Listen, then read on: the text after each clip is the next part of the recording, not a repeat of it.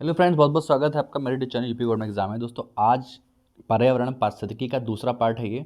और जो पर्यावरण की जो किताब आई घटना चक्र वाली चित्रात्मक वाली, उसी का दूसरा पार्ट मैंने बनाया है। पहला पार्ट मैं अपलोड कर चुका हूँ, अगर आपने वो ना देखा हो तो आप उसको भी देख लें जाके। देखिए दोस्तों, आप क्या करते हैं ना कि मतलब पर्यावरण के 20 वीडियो देखते हैं और फिर आपको मतलब MCQs मिलते हैं और मतलब उतना टाइम वेस्ट होता है। इससे अच्छा कि आप एक बुक को पूरा पढ़ लें। और मैंने उस पूरी बुक को जितने भी इंपॉर्टेंट क्वेश्चन उसमें हो सकते थे उसको सबको बता दिया है। तो आपको कई जगह से पढ़ने की जरूरत नहीं है। आप इसी को अगर पढ़ लेंगे तो भी आपके सारे बेसिक्स क्लियर हो जाएंगे। ठीक है, मतलब उसके लिए आपको मतलब कई सारा टाइम भी वेस्ट होगा और आपको कई जगह पे जाना पड़ेगा। तो इसी वीडियो में आपका क्लियर हो जाएगा। हो सकता है इसका एक पार्ट में और बनाओ, क्योंकि अगर एक ही पार्ट में सारा कर देता दूसरी पार्ट में तो काफ़ी लंबा हो जाता। इसलिए इसको देखिए और पूरा वीडियो देखिए ताकि आपको पूरा सब्जेक्ट की नॉलेज हो जाए और जो भी क्वेश्चन एग्जाम में आते हैं वो सारे क्लियर हो जाएं। देखिए स्टार्ट करते हैं। हरित गृह प्रभाव एवं जलवायु परिवर्तन। देखिए ग्रीन हाउस इफेक्ट बहुत आता है। ग्रीन हाउस गैस का मतलब क्या होता है? भूमंडलीय ताप का बढ़ जाना, यानी ऐसी गैसें जो भूमंडलीय ताप को यानी कि ज़मीन की ताप को या पृथ्वी के ताप को बढ़ा देती हैं, वो सभी गैसें ग्रीन हाउस गैस के अंतर्गत आती हैं। अब कुछ गैसें डायरेक्ट उसको प्रभाव में आती हैं, कुछ इनडायरेक्ट। प्रत्यक्ष रूप से शामिल जो हैं वो आपकी कार्बन डाइऑक्साइड, सबसे इंपॉर्टेंट आपकी कार्बन डाइऑक्साइड है, मीथेन है, नाइट्रोजन ऑक्साइड है, नाइट्रस ऑक्साइड है, CFC क्लोरोफ्लोरोकार्बन है, SF6 है, NF6 है। और ये आपकी अप्रत्यक्ष रूप से हैं। ठीक है, nitrogen oxide, carbon monoxide, carbon monoxide का फॉर्मूला क्या होता है? CO। ठीक है, नॉन मीथेन, वोलेटिकल ऑर्गेनिक कंपाउंड्स, ये सारे जो हैं अप्रत्यक्ष रूप से हैं। देखिए सीधा सा ये है कि आपसे पूछेगा इनमें से कौन सी ग्रीन हाउस गैस नहीं है, तो आपको ये एग्जाम्पल पता होने चाहिए। अब करता क्या है ना कि मतलब बेसिक चीज़ को नहीं देता, मतलब CO2 हटा देगा ऑप्शन से और कोई ऐसा ऑप्शन देगा जो मतलब अगर आपने CO2 को ही पढ़ रखा है तो फिर आपको दिक्कत हो जाएगी। तो ये सारी ही मीथेन, नाइट्रस ऑक्साइड, CFC, ये सभी जो है वो ग्रीन हाउस गैसेज हैं। अब देखिए कुछ और जानते हैं इसके बारे में। ग्रीन हाउस इफेक्ट होता क्या है, जिसका अन्य नाम जो है भूमंडलीय तापन है या हरित गृह प्रभाव, ये हिंदी में नाम है इसका। मतलब भूमंडल के ताप का बढ़ जाना भी ग्रीन हाउस इफेक्ट कहलाता है, ये इसे ग्रीन हाउस इफेक्ट कहते हैं। वायुमंडल में ऊष्मारोधी गैसें में वृद्धि हो जाती है, मतलब वायुमंडल में ऐसी गैसों की वृद्धि हो जाती है जिससे भूमंडल के ताप का या ऊष्मा बढ़ जाती है, वायुमंडल के औसत तापमान में वृद्धि हो जाती है। और देखिए क्या कह रहा है, ग्रीन हाउस गैस की संकल्पना सबसे पहले जोसेफ फ्यूरियर ने दी थी। देखिए ये क्वेश्चन बहुत इंपॉर्टेंट है, ये क्वेश्चन MCQs में आ सकता है कि ग्रीन हाउस गैस को मतलब किसने इसको बनाया था या किसने इसको नाम दिया था। तो जोसेफ फ्यूरियर ने 1824 में। इसकी सबसे प्रमुख गैस है वो कार्बन डाइऑक्साइड है। विश्वव्यापी ताप वृद्धि का मुख्य कारण जो है वो कार्बन डाइऑक्साइड गैस ही है। अन्य मीथेन में भी आते हैं, नाइट्रस ऑक्साइड भी है। ठीक है, मतलब बहुत सी चीज़ें हैं पर जो मेनली है वो कार्बन डाइऑक्साइड है।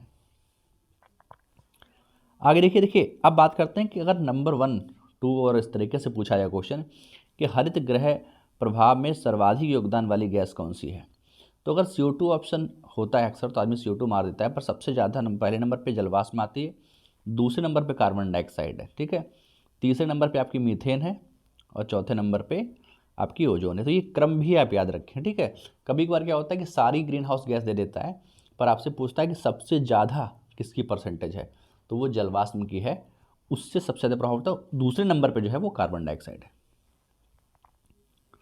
आगे देखिए, वर्गीकरण धरती पर जीवन के लिए हानिकारक एवं लाभदायक है। मतलब CO2 गैस जो है ये लाभदायक भी है और हानिकारक भी है, या यूँ कहें ये जो गैसें होती हैं जो भूमंडलीय ताप को बढ़ा देती हैं, इनका प्रॉफिट भी है, लॉस भी है। प्रकाश संश्लेषण में देखिए कार्बन डाइऑक्साइड की गैस बात हो रही है, इसके खास में प्रकाश संश्लेषण में इसका योग होता है।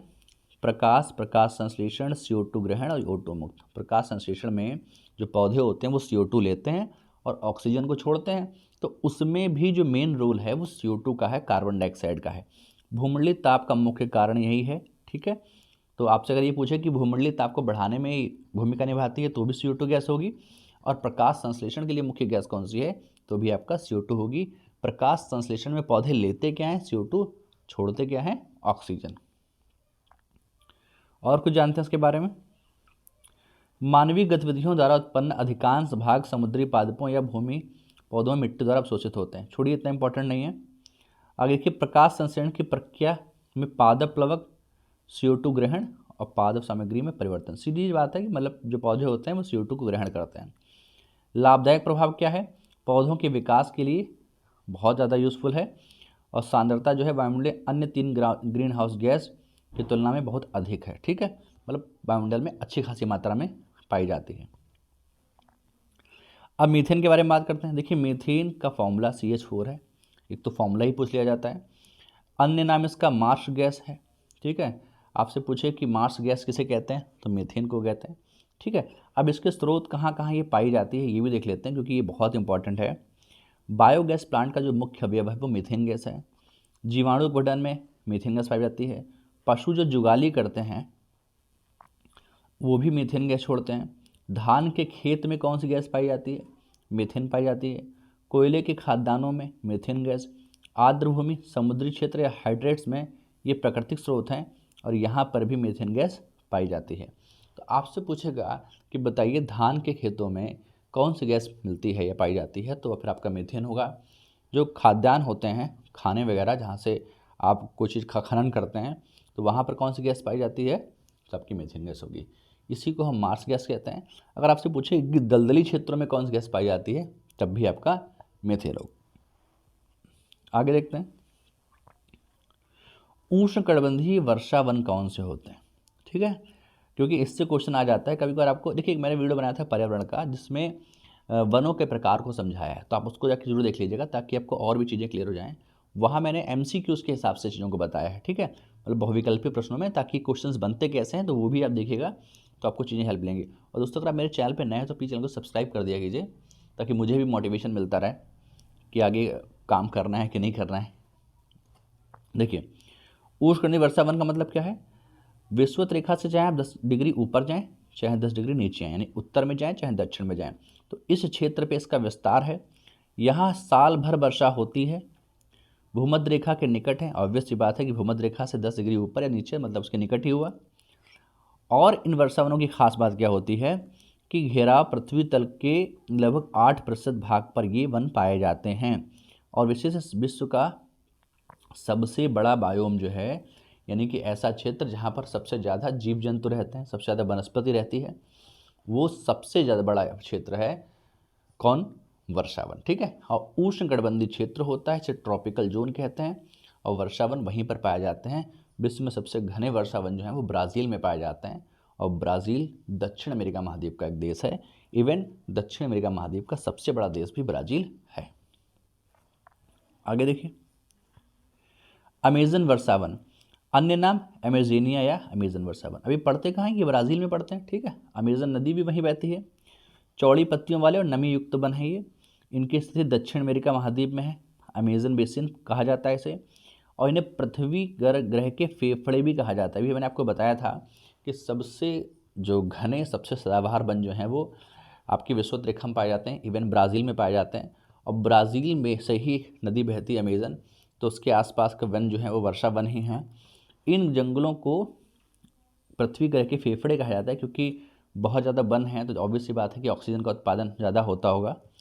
पृथ्वी के 20% से अधिक ऑक्सीजन का उत्पादन जो है वो यहीं पर होता है, यानी कि अमेजन के वर्षा वनों से पृथ्वी की टोटल 20% तक या उससे भी ज़्यादा ऑक्सीजन प्राप्त होती है। तो अगर आपसे पूछे कि कहाँ के जंगलों को पृथ्वी ग्रह के फेफड़े कहा जाता है, तो आप कहेंगे अमेजन के वर्षा वनों को।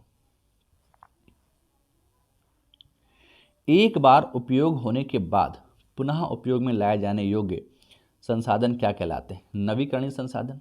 ठीक है, सीधा सा फंडा है कि अगर एक बार आपने उसे ख़त्म कर लिया तो दोबारा वो आ सकता है, अगर या दोबारा उसे आप यूज़ कर सकते हैं, तो इसका मतलब नवीकरणीय होते हैं।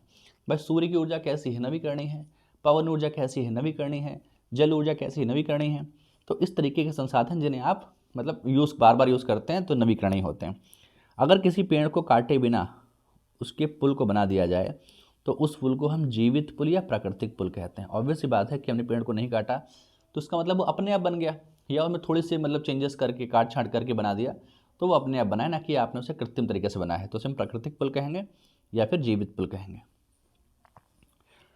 पर्यावरण हितैषी स्वरूप नवीकरणीय योग्य होने के कारण हरी धातु की संख्या किसे दी गई है? एल्युमिनियम को हरी धातु की संख्या दी गई है। बहुत इंपॉर्टेंट क्वेश्चन है। अगर आपसे पूछ ले कि हरी धातु की संख्या किसे दी गई है तो वो एल्युमिनियम की गई है। पर्यावरण हितैषी होती है और नवीकरणीय योग्य होती है ये, ठीक है।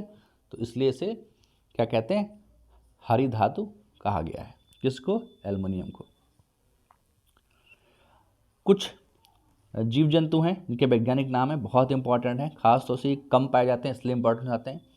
भारतीय जंगली गधा, ठीक है, इक्कस हेमिनस खुर, और एशियाई गधा इक्कस होमिनियस, ठीक है।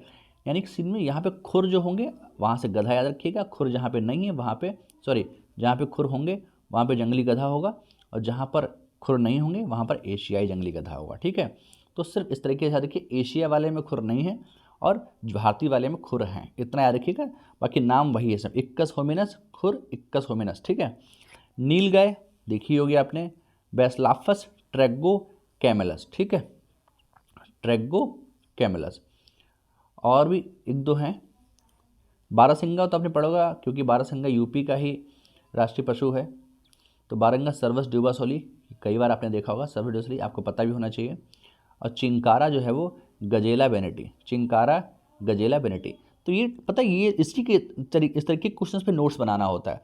इन्हीं क्वेश्चन को नोट्स में लिख लीजिए, एक बार याद कर लीजिए ताकि याद रहे, ठीक है। अक्सर ऐसे ऐसे नाम आ जाते हैं जिसमें आपको लगेगा कि यार बिल्कुल नया क्वेश्चन था, तो उन चीज़ों को आप नोट्स बना के याद करिए ताकि याद भी हो जाए। भारतीय वन अनुसंधान संस्थान आपको पता है कहाँ पर है? देहरादून में, उत्तराखंड में। अगर आपसे वन अनुसंधान ना पूछ के वन प्रबंधन अनुसंधान पूछे तो वो कहाँ है? भोपाल में। अगर आपसे वन उत्पादकता अनुसंधान पूछे तो वो कहाँ है? रांची में है। अगर आपसे पूछे वन प्रजनन केंद्र कहाँ है तो आपका कोयम्बटूर में है। मतलब सारी चीज़ें अलग अलग हैं, तो वो भी आप याद रखिएगा। इसको स्थापित किया गया था 1906 में, और 1991 में ये एक विश्वविद्यालय के रूप में बना दिया गया था।